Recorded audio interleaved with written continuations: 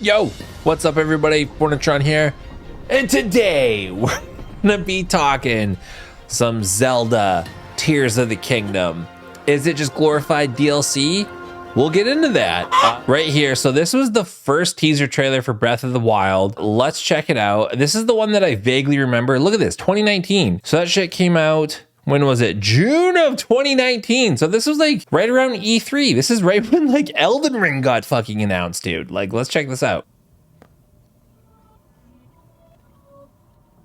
This weird music. It's like reversed music.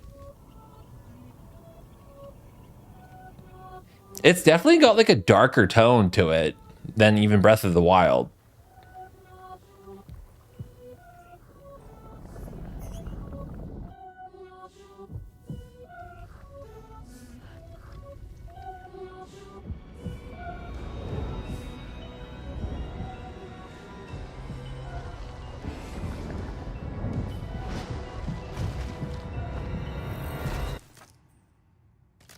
I think this looks cool. Whatever that enemy is going to be. Do I find out at the end of Breath of the Wild? Like, I could just look it up, but maybe I'll just wait until we beat the game. So it takes place in the same world. We don't know what this is. Is this Gaia? The world life force? Okay, so that was the development trailer, and that came out the same time as the Elden Ring initial teaser trailer. So like we hadn't heard shit until, when was this update? This is in 2021. That was June, so straight up 2 years later. So this is 2 years later.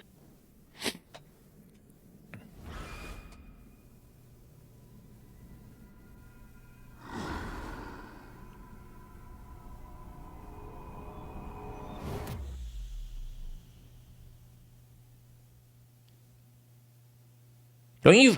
So yeah, you fight Ganon in Breath of the Wild. So that will be Ganondorf. So that'll be like the person controlling Ganon, I guess they're gonna make it. And notice his arm is different. He's got like Shinobi prosthetic arm. So I guess that's your Sheikah slate. I bet you you have your first confrontation with Ganondorf or whoever that person ends up being. It's Ganondorf, and then he like breaks the Sheikah slate or something, and then they turn it into that arm.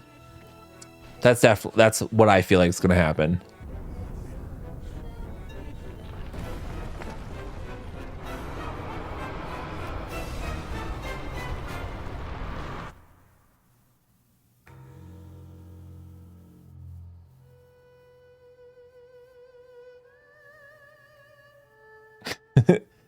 Does something pop up?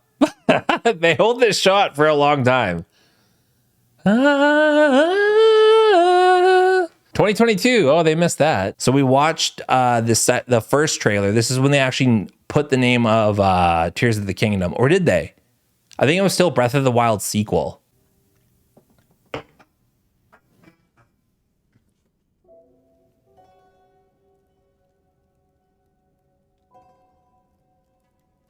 I don't remember this trailer. This must have been at one of the Nintendo Directs or something.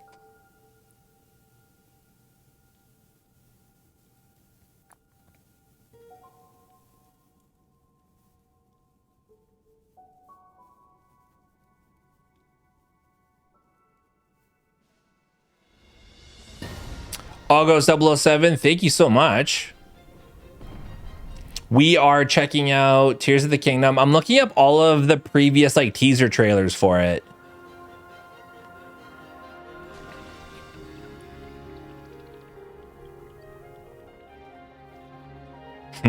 Climbing mechanic, my favorite.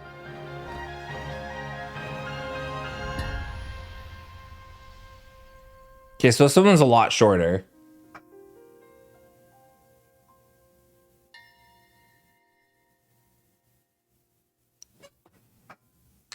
Yeah, they did announce the name here. Okay, cool. And then this was official trailer 2. When is this the newest one? Yeah, 2 weeks ago. Okay, so this is, I'm seeing Skyward Sword elements, the whole sky thing.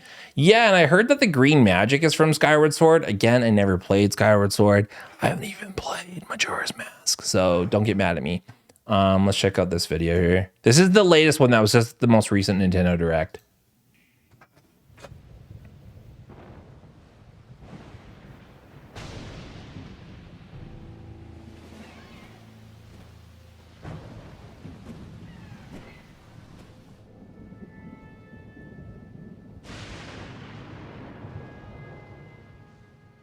I'm digging the tone of this. Like, Tears of the Kingdom definitely has a darker tone than Breath of the Wild, and I think they're doing that on purpose. But I'm digging it, dude. Rise, my servants. Sweep over Hyrule. Eliminate this kingdom. Bro, don't even fret. I bet you could beat Ganon before I do. Leave no survivors. Leave no survivors. Who is that? Do you think that's Ganondorf's voice?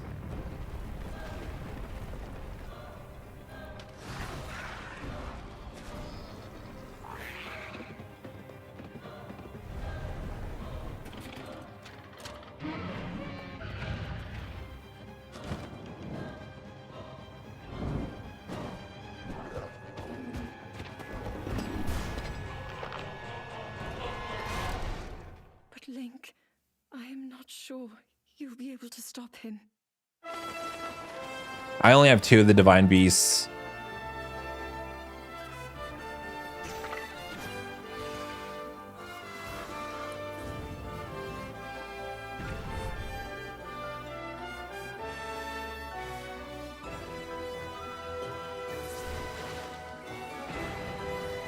Everyone's really excited about like the vehicle mechanic that's going to be in this game. I think it's cool. Like more ways to traverse the world. I'm all for it. Not having to like find a horse. And that backward music's got to mean something. Please, lend him your power. Lend him your power.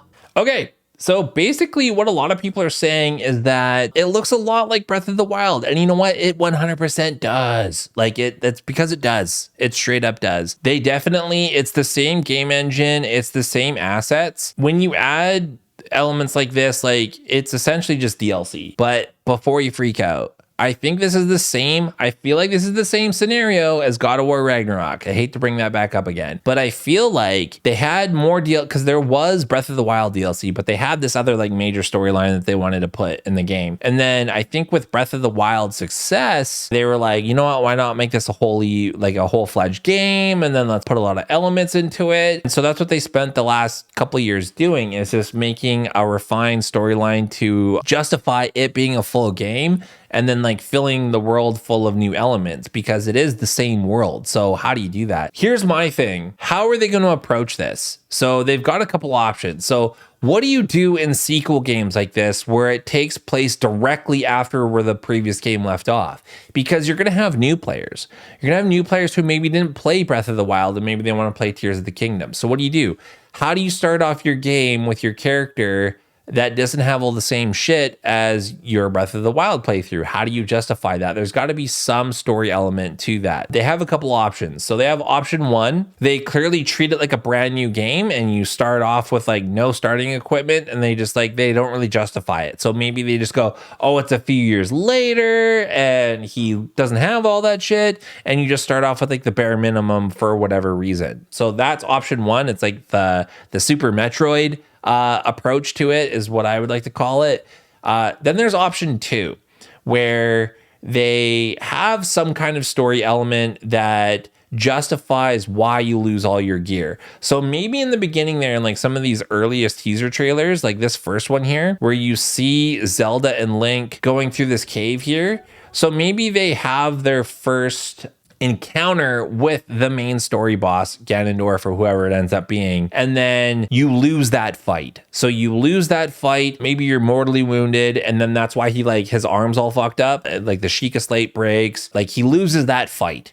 And that green magic maybe resurrects him or does something, alters him so he can get up and fight again, and then that's where you start off the game. So there's some kind of story element that justifies your loss of items in the game. So that's the second route that they can go. Or they can go route 3, which I highly fucking doubt that they'll do, which is they will somehow like let you import your save from the previous game so you pick up with your same shit that you left off with.